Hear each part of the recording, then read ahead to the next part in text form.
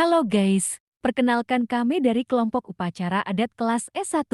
Anggota kelompok kami adalah Bunga, Kristi, Nicole, Deren, Glenn, dan Revata.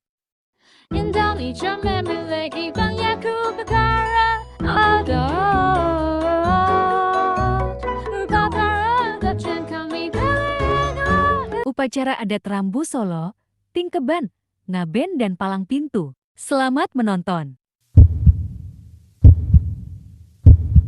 Pertama, Upacara Rambu Solo. Adat suku Toraja, Sulawesi Selatan. Upacara ini merupakan adat istiadat yang telah diwarisi oleh masyarakat Toraja secara turun-temurun, yang mewajibkan keluarga almarhum membuat pesta sebagai tanda penghormatan terakhir kepada mendiang yang telah pergi. Saat matahari turun dan condong ke barat, biasanya memakan waktu 2-3 hari bahkan 2 minggu bagi kalangan bangsawan. Hal inilah yang menjadi keunikan dari upacara pemakaman khas suku Toraja mulai kira-kira pada abad 9 dan dilaksanakan turun-temurun atau alukta atau adat yang menganut kepercayaan, nilai-nilai adat, aturan, dan ritual tradisional ketat yang ditentukan oleh nenek moyangnya. Tanpa upacara ini, maka arwah orang yang meninggal dipercaya akan memberikan kemalangan kepada orang-orang yang ditinggalkannya dan arwah tersebut dianggap sedang sakit atau to makula. To artinya orang dan makula adalah sakit. Adapun mayatnya diperlakukan layaknya orang hidup, seperti ditidurkan di ranjang, diberi makan dan minum, serta diajak berbicara. Oleh sebab itu, masyarakat Toraja secara turun-temurun percaya bahwa orang yang telah meninggal tersebut harus diupacarai karena kematian merupakan proses perpindahan manusia dari dunia alam berkumpulnya arwah.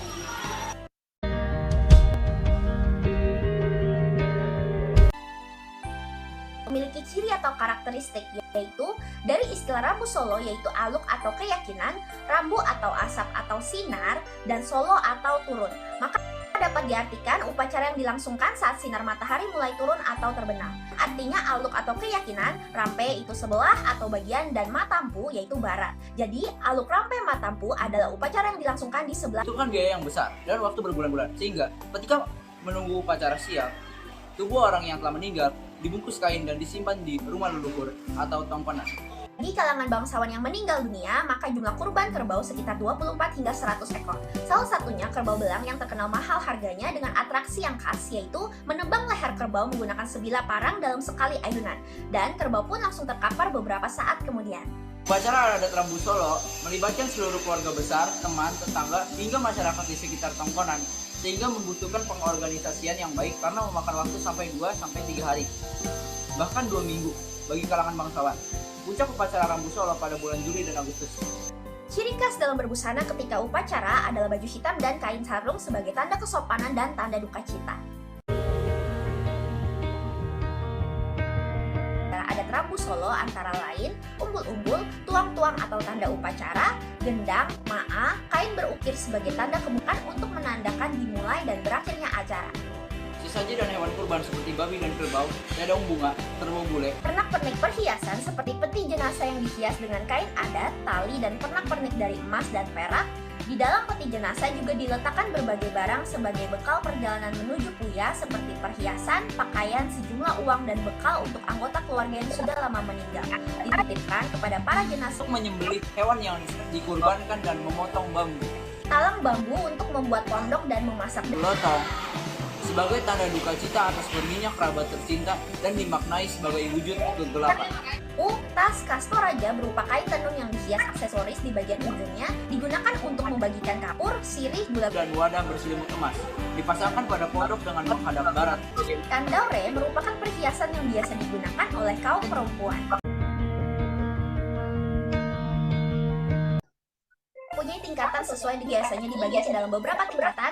Yang pertama, upacara di sini adalah ritual pemakaman untuk strata paling rendah atau anak-anak yang belum mempunyai gigi, dan upacara ini dibagi menjadi 4 bentuk. Dalam satu malam saja memainkan babi 4 ekor sampai kerbau. Atau digoyang tadi menjadi 3 jenis. Yang masing-masing kerbau dan babi yang dikurbankan juga bervariasi, mulai dari 3 sampai 7 ekor. Upacara rampasan yang dikhususkan bagi bangsawan tinggi dan dilakukan 2 kali dalam rentang waktu setahun, yaitu upacara aluk pia dan aluk rantai.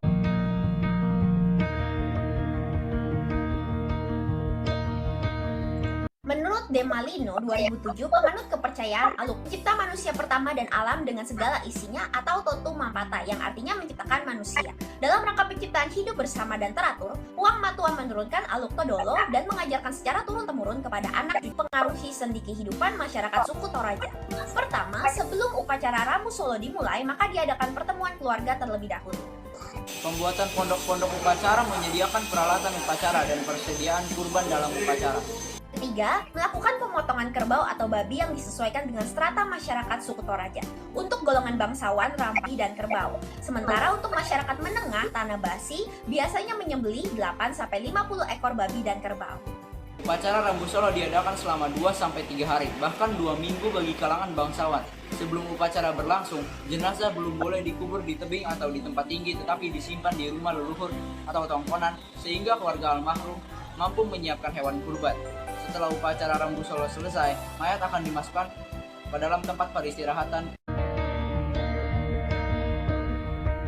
Upaya atau cara konkret menghargai toleransi antar pelaku upacara adat Rambu Solo seperti yang pertama, menanamkan nilai-nilai toleransi dan upacara Rambu Solo berlangsung, sehingga upacara ritual ini dapat berjalan dengan rukun, damai, dan aman. Menumbuhkan sikap saling menghargai, memahami kebinekaan dalam masyarakat, dan kepedulian terhadap sesama tanpa membedakan suku, ras, status sosial. Kain berwarna hitam pada saat mengikuti prosesi upacara Rambu Solo sebagai bentuk tanda hormat kita dan turut berduka kepada keluarga serta menggunakan pakaian yang sopan agar tidak mengganggu kenyamanan ketika prosesi pemakaman adat sedang berlangsung. 4. Bergotong royong dengan mendukung tradisi sumbangan organ, dukungan dari keluarga atau kenalan sebagai ungkapan bela sungkawa.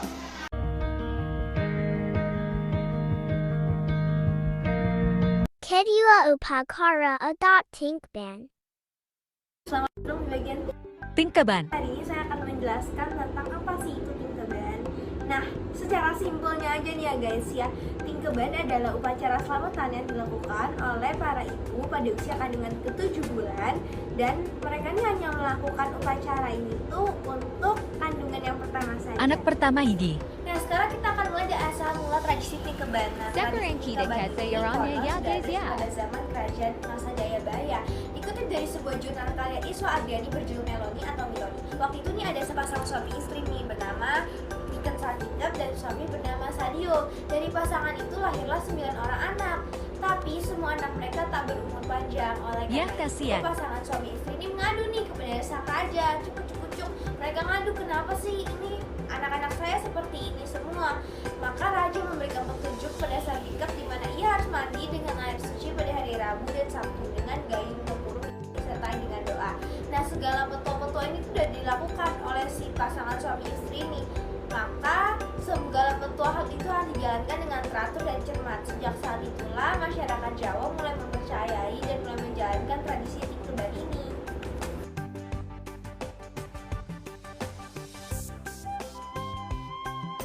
Very characteristic. Tingkeban. Sekarang gantian teman saya, Sudhama yang akan membacakannya. Ciri karakteristik Tingkeban hanya dilakukan bila anak yang dikandung merupakan anak pertama usia hidup. Acara Tingkeban bermakna bahwa pendidikan bagi sang anak telah ditanamkan sejak anak masih berada di dalam rahim sang ibu. Waktu upacara Tingkeban menurut pakemnya adalah pada hari Selasa atau Sabtu, pada siang hari sampai sore, yaitu pukul 11 sampai pukul 4 sore. Acara ini lebih baik diadakan pada setiap tanggal ganjil sebelum bulan purnama. Selesai disingkat padat jelas.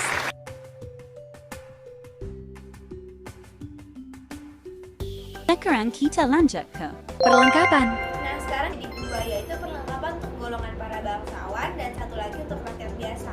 Bagi para bangsawan, perlengkapan upacara adatnya sebenarnya adalah tumpeng rombyong, tumpeng gundul, suku asrep, asrep-asrepan, ayam, sebutir kelapa, 5 macam bubur, dan jajanan pasar lainnya. Sedangkan sementara untuk kendurinya terdiri dari berbagai jenis makanan antara lain nasi majemukan, 7 macam nasi, dan yang lain-lainnya. Nah, sekarang kita akan menuju ke para rakyat biasa. Untuk rakyat biasa, perlengkapan upacaranya sesajennya sebagai berikut, yaitu ada sego hangan, jajanan pasar abang-abang, jenang baro, emping ketan, tumpeng, sego, dan sego liwet. Sedangkan untuk sesajennya atau untuk kedurinya antara lain ada sego gurih, sego ambengan, berbagai jenis jajanan-jajanan pasar lainnya, juga ada sego jajanan, 7 buah tumeng, jenang, kembang bore, dan kemenyan. Tetap cara pelaksanaan upacara Tingkeban. Yang pertama, Siraman yang dilakukan oleh para sesepuh sebanyak 7 orang, termasuk ayah dan ibu wanita hamil, serta suami dari calon ibu. Siraman ini bermakna memohon doa restu agar proses persalinan lancar dan anak yang akan dilahirkan selamat dan sehat jasmani dan rohani. Sebaiknya yang memandikan adalah orang tua yang sudah mempunyai cucu. Setelah siraman selesai, dilanjutkan dengan upacara memasukkan telur ayam dan yang dikenakan oleh calon ibu melalui perut sampai pecah.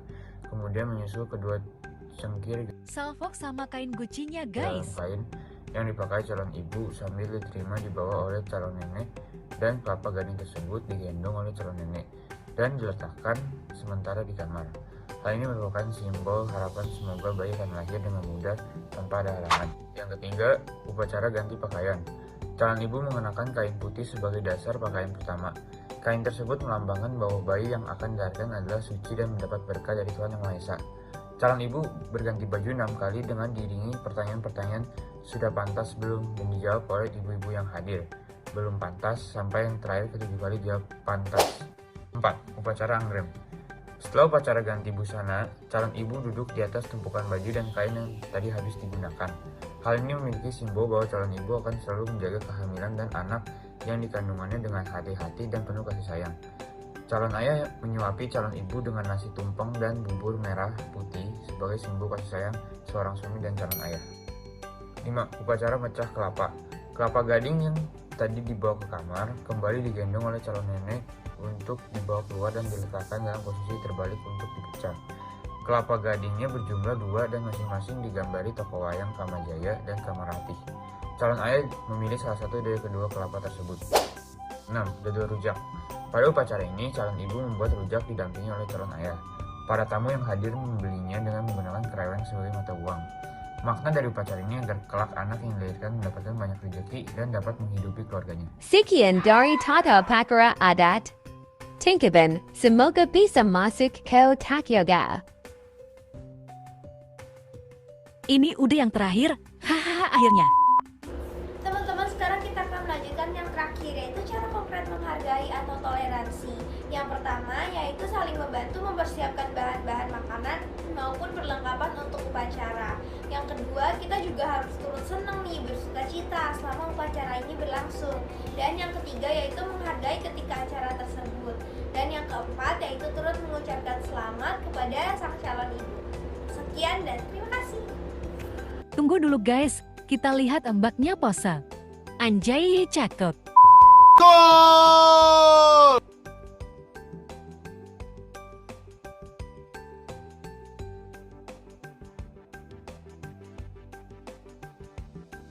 Selanjutnya upacara adat ngaben.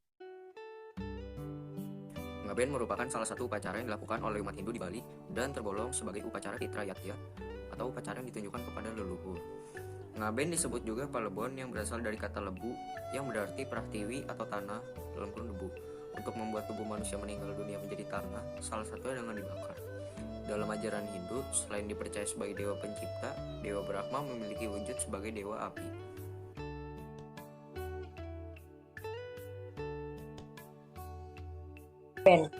Mayoritas warga Hindu di Bali melakukan upacara ngaben saat orang meninggal. Saat upacara ngaben, jasad atau tubuh orang meninggal bisa dikubur terlebih dahulu ataupun dikremasi langsung. Upacara ngaben digelar adalah wujud bakti manusia dan kewajiban suci kepada leluhurnya atau orang yang telah meninggal. Tujuan upacara ngaben mengembalikan unsur panca maha bhuta dari tubuh kasar manusia ke asalnya, dan badan halus atau atma yang telah meninggalkan lebih cepat mendapat penyucian dan kembalinya ke sisinya. Macam-macam perlengkapan ritual untuk upacara ngaben. Yang pertama ada pepaga, yaitu balai terbuat dari bambu diberi alas tikar yang digunakan untuk memandikan jenazah yang baru meninggal. 2. Wadah, yaitu tempat untuk membakar jenazah, dapat dibentuk dalam berbagai rupa seperti pura atau kerbau. 3. Tatindi, itu kain sutra yang digunakan untuk mengerungi jenazah. 4. Penglungan, kain putih atau tikar untuk menutupi jenazah. 5. Traktak atau tangga kayu untuk menaikkan jenazah ke tempat pembakaran.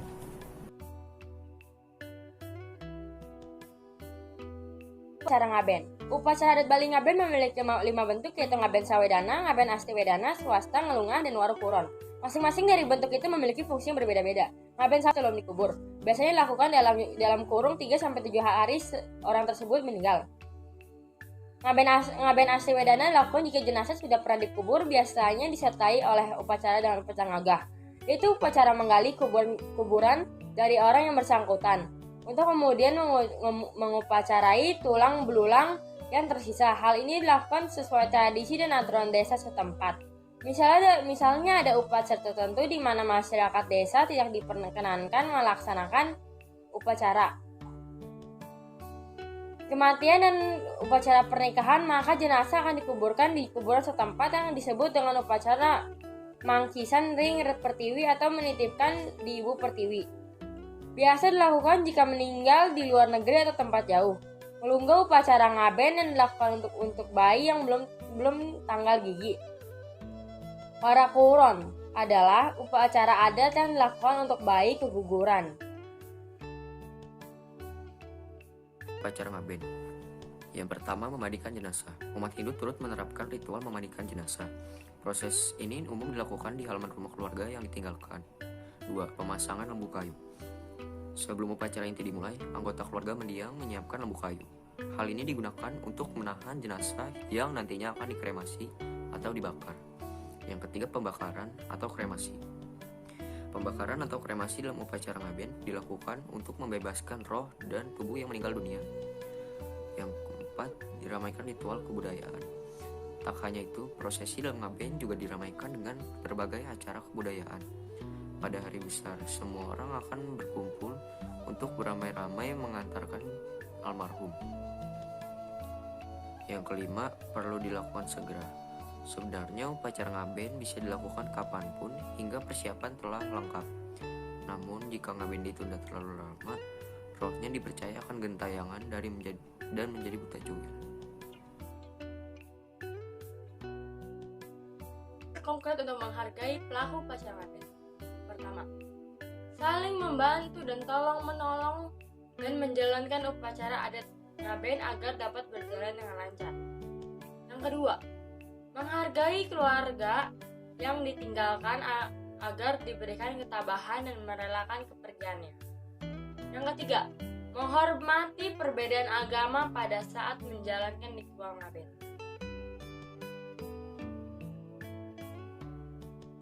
Upacara yang terakhir adalah paling pintu dan kesenian Betawi yang menjadi identitas masyarakat Betawi di Jakarta. Tradisi ini merupakan perpaduan antara seni bela diri silat dan seni sastra pantun dengan menggunakan logat Betawi yang berfungsi untuk mendekatkan hubungan antar kampung dan antar keluarga. Palang berarti menghalangi dan pintu berarti tempat masuk. Jadi palang pintu berarti menghalangi sesuatu yang ingin masuk.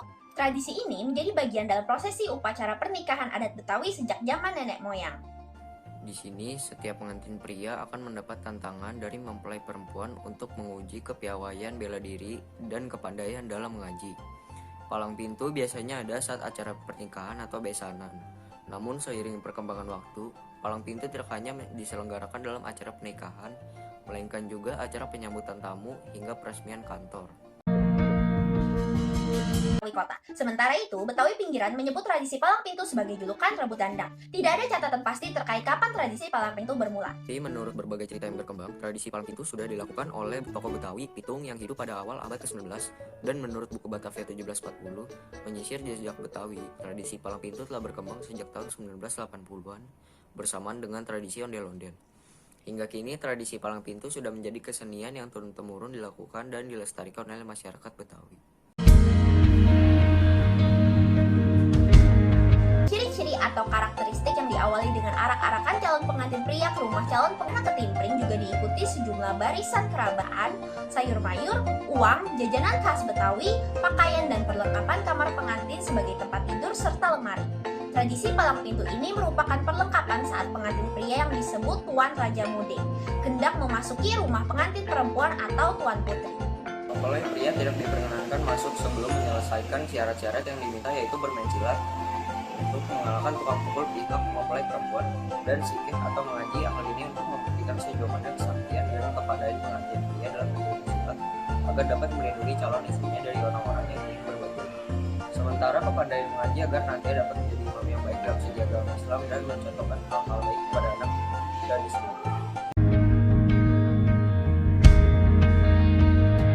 Sebagai berbagai macam perlengkapan ritual yang juga diikuti barisan sejumlah kerabat yang membawa seserahan mulai dari perlengkapan pakaian, roti buaya yang melambangkan kesetiaan dan keberanian, dan hasil bumi berupa sayur mayur, uang, jajanan khas Betawi yang dimasukkan ke dalam sebuah dandang dan kemudian diberikan kepada calon pengantin perempuan. Kapan kamar pengantin seperti tempat tidur dan lemari yang dibawa dalam prosesi arak-arakan. Kembang kelapa yang melambangkan keharusan setiap orang hidup serba berguna, layaknya pohon kelapa yang akar hingga buahnya berguna bagi manusia.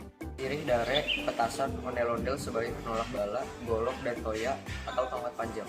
Kostum pakaian adat Betawi sehari-hari berupa baju koko atau sadariah, berwarna polos dan celana panjang corak batik warna dasar putih, coklat atau hitam dengan aksesoris atau perlengkapan berupa sarung yang ditaruh di pundak dan peci hitam. Rumah gedongan rumah Belanda, pagar kawat tiangnya besi. Gue kagak mau tahu nih rombongan datang dari mana, mau kemana. Tapi lewat kampung gue, Mampir dulu di Keramat Jati. Ayah datang sama rombongan dengan segala hormat, mohon diterima dengan senang hati. ikan belut mati ditusuk, dalam kuali kudu masaknya. Nih palang pintu kagak izinin lu masuk, sebelum lu penuhin persyaratannya. Lumping dari Tangerang, kedipin mata cari menantu. Pasang kuping lu terang-terang, hadapin dulu jago gue satu persatu. Lu pegang nih, suara lu kalah. Hah? Yang lain gue yang takut sama lu. Yang lain gue yang mundur ngadepin lu. Nih, si Amir anak kampung gagak. Oh jadi lu yang si Amir? Pagi makan sore kagak. Gua sebetulnya ngadepin lu kagak tega. Mendingan lu pulang daripada bini lu dari janda. Bisa pulang lah. Janda ada yang lusin lo. Ayo pulang. Bini mah tiga. Banyak. Bang, ngomong dong. Mulut lu tadi mau kebanyakan nama dia. Ayo. Bang, sekarang asal dengar bang dari mana bang datangnya cinta? Tahu bukan dari mati turun ke hati. Komponen dari tradisi palang pintu jagoan silat dari pihak perempuan dan satu jagoan silat dari pihak pengantin pria. Satu orang juru pantun untuk pihak masing-masing. 3 pemukul rebana ketimpring, 3 pembaca selawat, dan 1 orang pembaca sike. Aturan tradisi palang pintu adalah belum salam pembuka diucapkan maka petasan akan dipasang, menandakan bahwa keberadaan besan atau mempelai pria telah mendekati tempat mempelai perempuan. Kemudian salam dimulai dari mempelai perempuan dan menanyakan perihal maksud serta tujuan kedatangannya kepada mempelai pria. Adu pantun. Adu pantun yang disajikan pada tahapan ini berupa pantun nasihat bagi kedua mempelai dan bagi rombongan besan yang hadir, yaitu saat mempelai perempuan menanyakan kesanggupan mempelai pria untuk memenuhi syaratnya yaitu adu pukul atau silat dan mengaji. 3. Adu pukul. Pada tahap ini kesanggupan mempelai pria diuji, yaitu dengan memberikan beberapa atraksi bela diri guna menuntaskan salah satu syarat yang telah ditetapkan oleh mempelai perempuan yang diwujudkan melalui pelaku palang pintu. 4. Pembacaan ayat suci Al-Quran, sikeh atau mengaji. Mempelai pria juga akan diminta membaca salah satu surah yang ada dalam Al-Quran sebagai wujud keseriusan dalam membina hubungan rumah tangga yang berdasarkan ajaran agama Islam. Yang terakhir adalah pelantunan salawat dustur atau sholawat tola al-badri. Apabila kedua syarat yang diberikan oleh mempelai pria berhasil terlaksana, maka palang pintu terbuka dan mempelai pria serta rombongannya dipersilakan masuk dan menyegerakan ijab kabul atau akad. Upaya atau cara konkret menghargai toleransi antar pelaku upacara adat dapat dilakukan dengan yang pertama, menjalin hubungan kekeluargaan dan kerjasama antara keluarga mempelai pria lancaran prosesi palang pintu. 2. Memaknai tradisi palang pintu yang bukan hanya sebagai hiburan tapi adanya keseimbangan antara tutur bahasa dan gerakan tubuh, antara hati dan tangan, antara pikiran dan perbuatan, serta seni budaya Betawi yang kental. Yang ketiga, menerima perbedaan yang ada dengan tidak mengabaikan kuatnya pengaruh Islam dan adat Betawi dalam prosesi palang pintu. 4. Mensosialisasikan seni budaya tradisional Betawi dan menjadikannya sebagai media untuk menjalin silaturahmi antara para pegiat seni dan tokoh budaya Betawi. Dan yang terakhir adalah peduli dengan kebudayaan daerah dan kecabung bugin, kecipete lewat semanggi. Ini budaya Betawi kudu dikembangin. Sekian upacara adat di Indonesia dari kami. Terima kasih Bapak Ibu Guru dan teman-teman yang sudah menonton. See you! Semoga bermanfaat. Bye-bye.